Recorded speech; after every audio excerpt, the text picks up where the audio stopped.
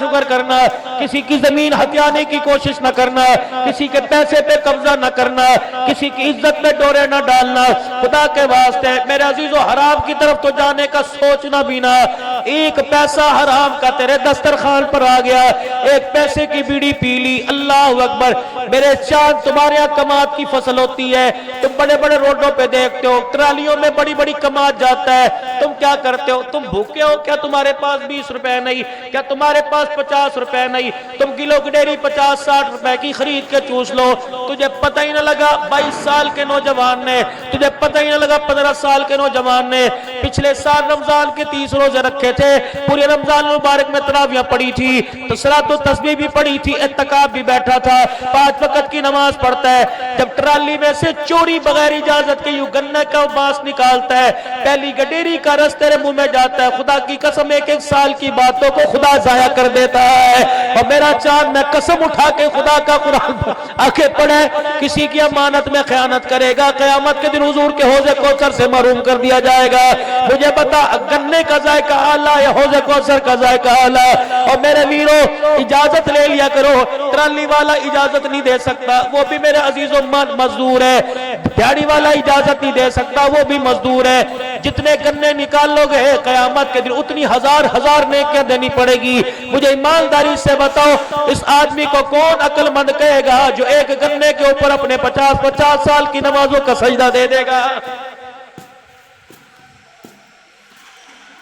یہ وہ گناہ ہے جس پر میرے عزیزو آپ میں نظر ہی نہیں ڈالتے۔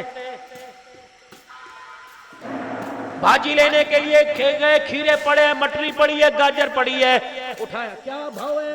مٹری کا پاٹ کھولا، دانے منہ میں ڈال لیے۔ تو نہیں دیکھ رہا، ملازم تو نہیں دیکھ رہا، سبزی والا نہیں دیکھ رہا، اللہ دیکھ رہا ہے۔ آواز آئی فرشتے جلدی کر اس سے کہہ دے 1 مٹری دانے کی اجازت لے لے ورنہ اس کے پیسے دے دے۔ مجھے میری کبریائی کی قسم ہے بغیر اجازت کے کھا کے آئے گا، جنت تو دور کی بات ہے، جنت کی خوشبو سے قیامت کے دن محروم کر دیا جائے گا۔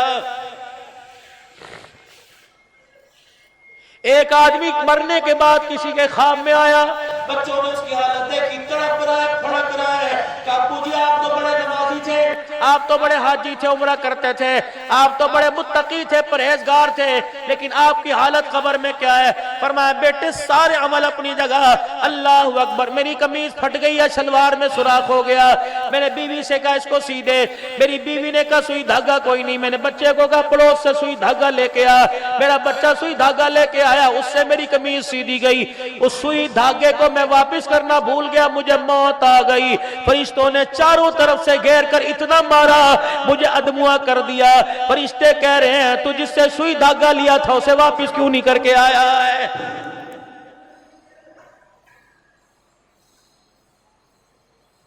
بیوی کا حق مہر کھا گئے، بیٹیوں کا حق کھا گئے، دندناتے کس چیز کے تم شیخ ہو، کس چیز کے تم مری ہو، کس چیز کے تم لغاری ہو، کس چیز کے شرم آنی چاہیے، ہمیں ڈوب کے مر جانا چاہیے۔ بیٹیوں کا حق بھی کوئی کھاتا ہے، اسے مرد نہیں کہتے، اسے ہجڑا کہتے ہیں، بیٹیوں کا حق بھی کوئی کھاتا ہے۔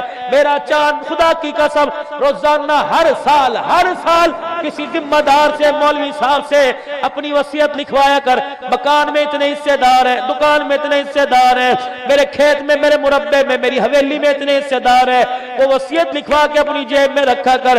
مر گیا اللہ کی قسم بری ذمہ ہوگا، اپنی زندگی کے اندر اپنے بچوں کو بنا دے، بیٹی تیرا حصہ یہ، بیٹے تیرا حصہ یہ۔